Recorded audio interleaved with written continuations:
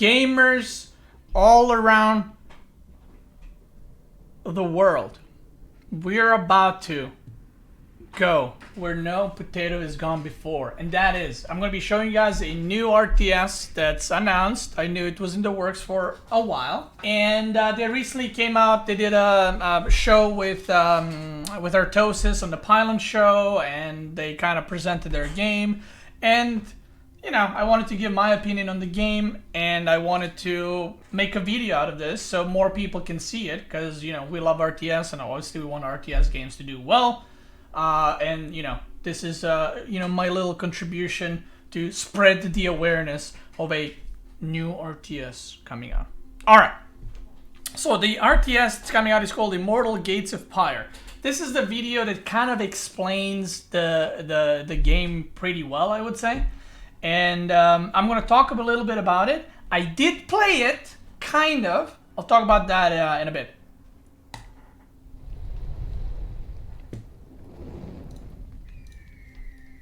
Sunspear Games presents. Hello, and welcome to Immortal, a new strategy game from Sunspear Games. Is this loud enough? I can't do it any louder. This is a max volume. In this video, I'll walk you through the experience of a typical game.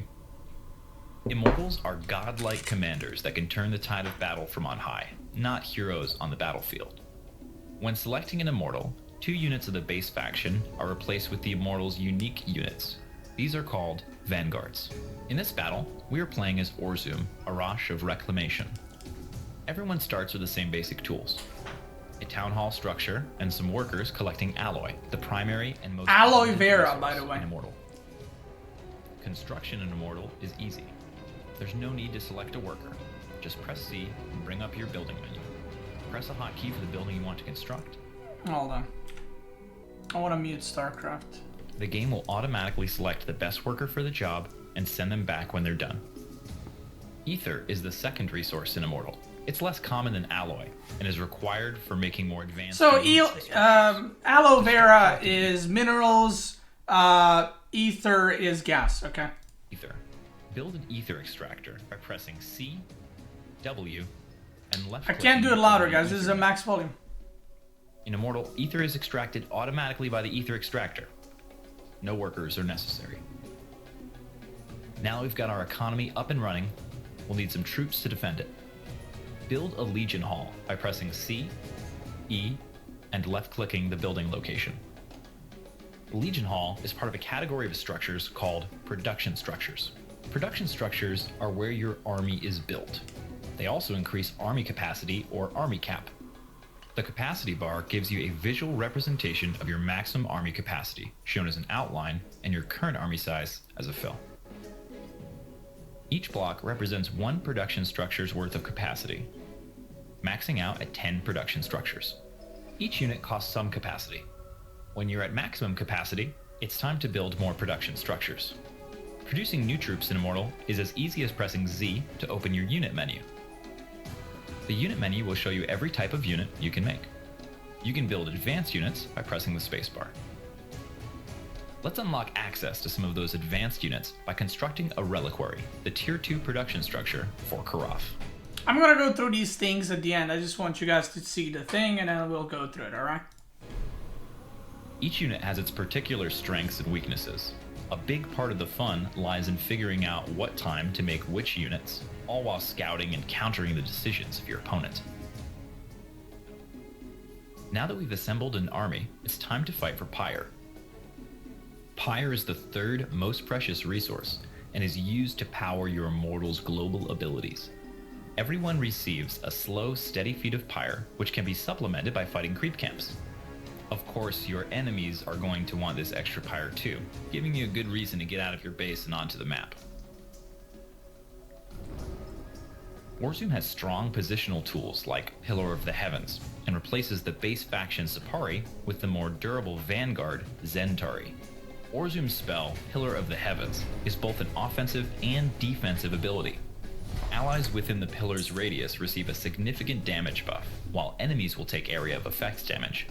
All Immortals can summon special buildings, called towers, that help you defend territories by giving vision, some damage, and a ton of hit points. Army control is directly under your fingertips. All basic abilities are accessible instantly, with advanced abilities on the spacebar. Press D to select all of your combat units. Whenever a new unit is made, will automatic, but every attack expand your advantage. This is like explaining the basics, like make sure you attack, yada yada, yada yada. Okay, so I have kind of played this game already. So do you guys, some of you will remember me playing a StarCraft 2 mod called Vanguard. I played it on stream, and I played some tournaments in it, and I think I won the tournaments. I can't actually remember. I think I did. I played with QXC. So this is basically the same people that made that. They made, you know, a whole game, you know, based on that. Even the maps, if I look at the maps, they're very similar to the maps I played, even though they were maps in StarCraft 2. You know, they made specific maps in StarCraft 2 for this, right, to test stuff. So, they said it's going to be a 1-on-1, 2v2, and 3v3. I played this in 2v2, and I did enjoy it quite a bit. I gotta say, I did enjoy it. I'll say it was probably the best team-based RTS that I've played. It felt the most teamy, you know? It felt like I actually had to play with my ally well. Now, I don't know how this is going to translate with playing with random people, but team-wise, it was fine. Not sure how this would be in 1-on-1, because I feel like a lot of this is built for team play, a lot of the stuff. So first things first, I think there's supposed to be 4 factions, and this is just one of the factions, these kind of, I guess a lot of people call them Protoss, right? So there's going to be 4 factions, and this is just the first one. So a lot of people, I saw negative comments on Reddit, like, oh my god, like this past design is shit, kind of thing. Like, there will be new factions, and I personally am not a fan of these skins and designs. Like, I'm not a fan of this art. I don't like it. Is this unit right here and this unit, is that the same unit? Is this and this the same? I literally can't tell. Because this one has flame, this one doesn't. Is this one unit? Is this whole unit? I don't know. It's extremely hard to distinguish, and I don't like this art design. I don't like it at all. And if there was a way to buy skins to change all of these, I would. And, you know, they're most likely gonna go through with it, so I don't think they're gonna be changing this. I don't like it. It does not look good. I think units, especially in RTS, because you're massing units, you should see a unit and visually you should understand what that unit is. I talked about this when I made that long ass video with Frost Giants, and I said the same thing. When you look at a unit, you should understand what the unit's all about, right? If I look at a tank in StarCraft 2, it's a tank, right? I'm not confused if it's a Ultralisk, a Zergling, a Muta, or a tank. It's a tank, right? If a unit is a caster, like a High Templar, I can see it's a caster. You know, it's slow, it has like the magic shit behind it. It has, you know, it looks like a caster, right? A Marine, it's a guy with a gun. Boom, it's a Marine, right? What are these? Like, what is this? Are these blades? Are they shooting lasers out of their hands? Are they setting people on fire with this flame? I don't know. I feel like a lot of games when I play them, I can kind of tell what the unit does. I have no fucking clue. I don't know if this unit is melee range, caster, melee range. I don't know. And I think this is bad. I'll just say, I think this is bad. And I think a lot of people already voiced their opinion on the graphic design, that it does not look good. But there are 4 races. And even if this is the design they go with, the units are not different enough. They look exactly the same. They just painted different. Like, this guy has orange pants, this guy has red pants. You know what I mean? That's it. That's not a different design. It's a different color. So, and they're all the same size, yeah. So I think this is something that needs to change personally. I think having this kind of faction that's, you know, lit, literally, is fine, but the units need to be more different. Also, I am not a big fan of these gigantic, massive units. Like, look at this. Like, this is insanely, like, they're massive, right? And I know they're supposed to represent, I'm assuming, strong units. Like, the, you know, big equals strong. But it can be done in different ways. I mean, it's like blocking half the screen, right? I don't like that. So those are my negatives, right? I don't like that at all. From what I understand back in the day, I'm pretty sure that's the case here.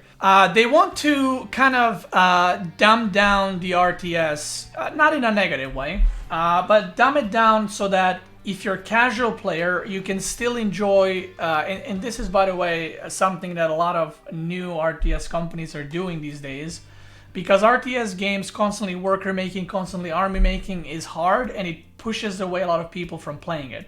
So a lot of RTS companies are making games that have more automated stuff. So you can enjoy the game without constantly making buildings, constantly making units, constantly making workers. So I might be wrong on this, but I'm pretty sure that the workers are automated. So what does that mean? Your workers are automatically made.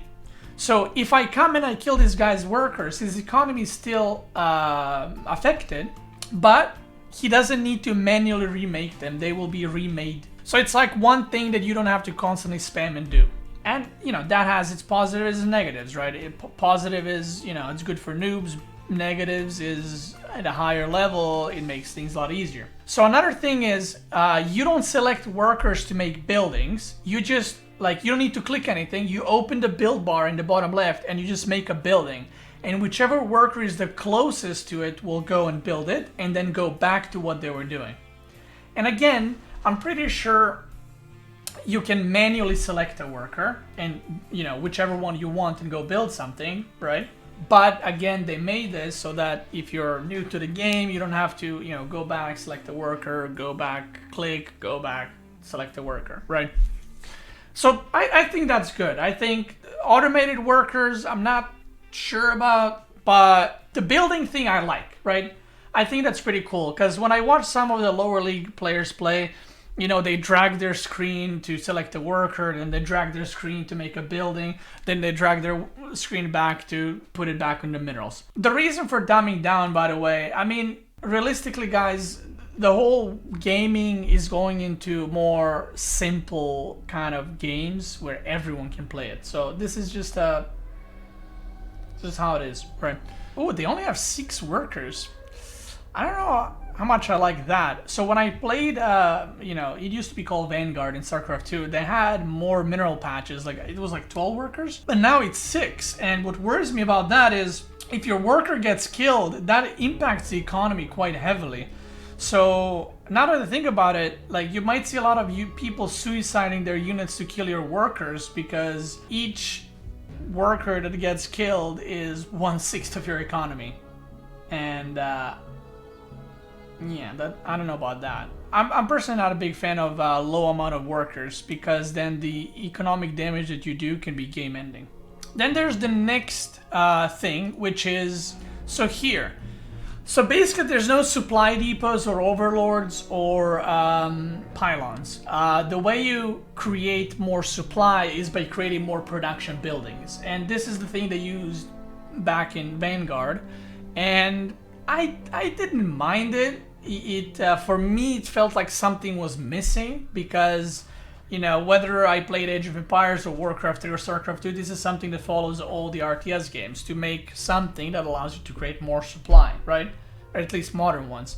So this was kind of weird a little bit and not hard to get used to, just weird. You're not used to it, but it suits new players, right? Because then again, you don't have to make supply depots. You just make more buildings, production buildings, aka, you know, barracks, right? And you get more supply. I really like this thing though. I think this is really cool. Like what they added here, where you can see how filled your supply is. I think that's pretty cool. Like you'll see now when he makes units, you see that it fills up and then it's 32 out of 32. And then when you make more, it kind of increases. So I think visual representation is it's pretty cool. It's a pretty cool touch. I like that. That's a cool thing. I didn't quite get this part because it says when you select an army building, like army producing building, you need to press space to go to more advanced buildings. Does that mean there's only one production building for army? Because that's yikes, right? But also, why do I need to press space? Just put it in the original bar. That's kind of weird. I personally don't like that at all. So Pyre is an interesting resource type. Basically, you don't make anything with it. The only thing you do is you use your whatever it's called, Vanguard Commander's abilities. So there's going to be different races and then different commanders. You can use different abilities. I'm sure some abilities are going to be pure damage abilities. Some abilities might be for economy, some for defense, some for offense, some for scouting, right? They're all different. So what you're supposed to do is make units and start clearing these creeps around the map. Now, they didn't say too much here. I know they did Pylon Show, but it was 4 hours, and I honestly did not want to watch 4 hours. I watched a bit, but I didn't watch 4 hours of it. So there's going to be neutral creeps you can kill for Pyre, and when I played the map back in the day, they were respawning so you could farm them, if I remember correctly. And there were also these, and I'm pretty sure this is one of them. There's these points on the map where you can build a tower, defensive tower. So on top of that, I think you could build also like cannons, but this is like a big cannon that you use your Pyre to build it on. So basically what you gotta do is clear the creeps around it, you get Pyre, and then you capture, you put the shit on it, and I think you get extra Pyre, plus you can defend that area super easy with that tower early on. So it's basically like kind of like points on the map that you need to capture and control, and it gives you vision, and it's a good point for you to fight on. So personally, when I played it, I enjoyed that part. I thought it was cool that you can control certain parts of the map, and your army is kind of secure there. So that part, I thought it was interesting when I played it, and I liked it, right? You need to control the Pyres. Can you see it here? This red thing, that's the tower. You see it gives vision, and they have it captured. That's what it is. Now, I do want to say, me saying that I don't like the graphic design, I don't mean the graphics, because I know this is like pre-alpha. Like, I'm sure they're going to change the graphics, they're going to change a lot of things. So I don't think, I think for pre-alpha, the game looks really good. So you guys shouldn't be like, oh, these graphics are terrible, you know. Like, oh, the game is not coming, the game's not out, guys. They're just giving a preview. But like I said, I don't like the design of this race. I think it looks too similar. I don't know what the units do when I look at them. Yeah, other than that, like I said, apart from the unit design, I did enjoy when I played it, the concept of it. I did enjoy it. I thought it was fun, and I thought it can be something good. Obviously, I'm not, you know, whatever they want to do with the game, whether it's balance or how many workers they want to do, it's up to them. Like, when I see, like I said, 6 workers, I'm worried that people are going to just suicide units into the worker lines and kill the economy. But maybe they have a way around it. I don't know, maybe the workers have a lot of health, but then what's the point of economy if you can hurt it, right? Or if you need to invest so much to hurt the economy, then what's the point of harassment?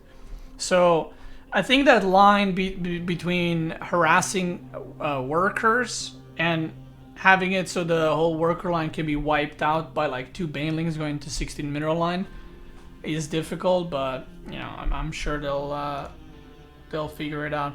By the way, this is the website. You guys can check it out.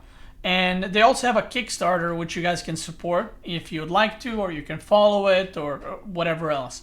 I do think it has potential, and I do think as much as some people dislike like dumbing down games and RTS games, I do think it is needed, because that's just where gaming is at this point. Like, it's not about their game, it's just that's how gaming is, and in order for RTS games to succeed, you need to make it easier for the more casual people.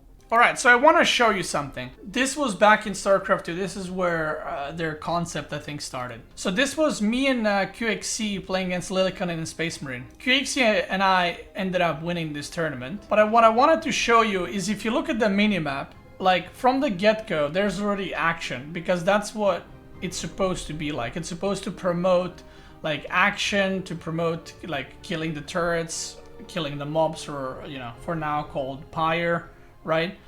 You're supposed to control the map, use abilities, and play together, and obviously, you know, expand and stuff like that.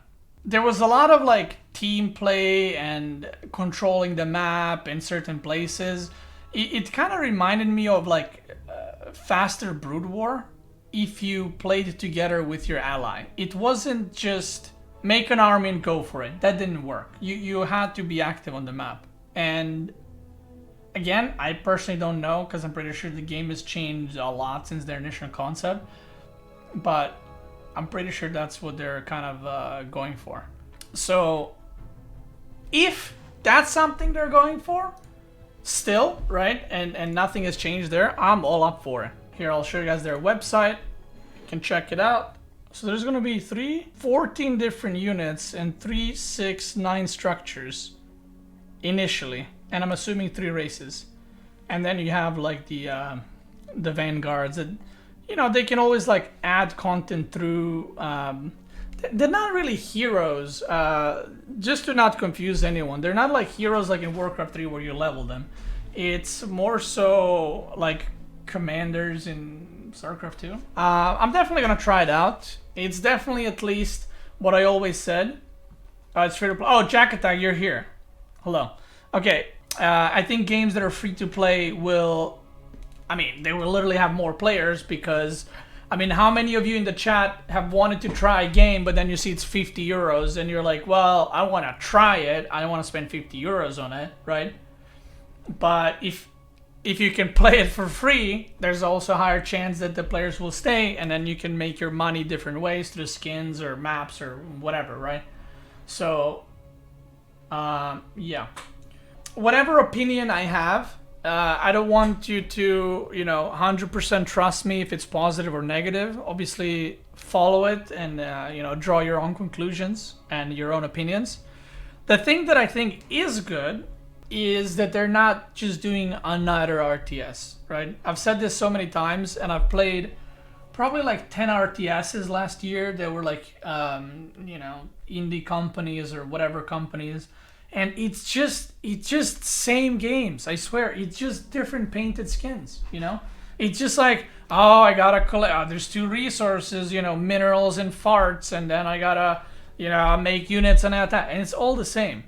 But at least this is taking a different approach to it. You know, it's not just about massing an army and killing your opponent. There's more to it. It's different. And I always said, if RTS is going to be successful, it needs to be different. You cannot copy StarCraft 2 or Warcraft 3 or Age of Empires and think it's going to do better. It won't. You have to do your own thing. What kind of race would be something you'd want to see? I don't know. I don't really know what kind of, you know, universe they plan to go for. But what I hope is they're different. You know what I mean? I am personally a huge fan of Warcraft 3 and StarCraft 2 races, as in they're completely different. You know? I love that. Like, I want, if this race is like these, I mean, I don't know the lore, but they look like kind of like divine beings. I want the next race to be like trash, you know, like they're complete trash and they leave trash behind. You know what I mean? And then I want the third race to be something in between that. You know what I mean? I love when there's completely different races facing each other, visually and play-wise. Because I think that's pretty cool, and obviously it worked out for Warcraft 3 and StarCraft 2. So, oh, there's 5 races. Ooh, that's interesting. 5 races. That's or factions. That's a lot of factions. And 5 is an interesting number. Usually RTS games go for 3, 4, or like 10 plus, kind of like Age of Empires, but they went for 5. They said they could go to 15. I mean, if they do it in the style of, if you do it in the style of Age of Empires 2, where the races are similar in play, but then they have like abilities different, and you can do 30 races or factions because they're all, you know, more or less the same. You're just picking what you like the most and then switching from, you know, I don't know how to pronounce these, Kurath to Aru wouldn't be like switching from Zerg to Terran, because Zerg and Terran are completely different. I mean, 5 races at least is going to be entertaining. I don't know if it's going to be balanced, but 5 races gives you plenty to choose from. See, this is what I said earlier. This is what I like. See, this race or faction is completely different. It's like I said, these are trash, right? They're like bugs and fucking wooden warriors. I like that. I personally really like that. When the races are completely different. Like if the second races was just humans, I would not like that at all. I'm already more interested about what are they called, Aru, than I am about the first one, because the first one looks too normal. Oh, there's lizards. Okay, this is going to be some kind of mechanical Yora. It looks like it, like industrial mechanical kind of thing, I'm assuming. This is going to be lizard people. Hopefully lizard people don't overlap. I guess that's like the Zerg, right? Hopefully the lizard people don't overlap too much with, you know, the wooden people. And these are, I guess, like demonic spirits, kind of like stuff. I mean, faction-wise, it looks good. I think they're very different from each other. So I like that. I'm sold on the factions being different, at least. I'm kind of steering for the balancing of the games. And yeah, if you're watching on the YouTube, check them out. Again, give all the new RTSs all the love you can. And when I say love, I don't mean give them money, but you know, check them out. And if you want, give them money as well. If you think that you should, go for it. But check them out because we need new RTS games, and I saw Frost Giant Studios is also like retweeting them and supporting them, which I think is really cool because the more RTS games there are, the better it is for all of us. You should check the cinematic, it's short but sweet.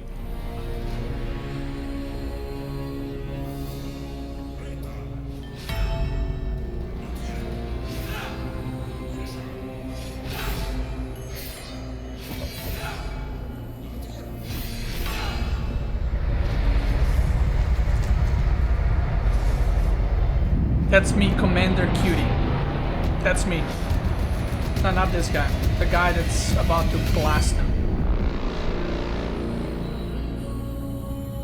Monkasteer. Looks cool. Looks cool. Anyway, if you're watching on YouTube, let me know what you think. Would love to hear your opinion, and I will keep checking up on their, like, you know, game progress and what they do.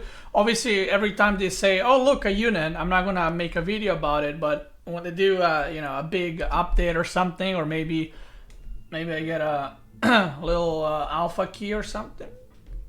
Just saying.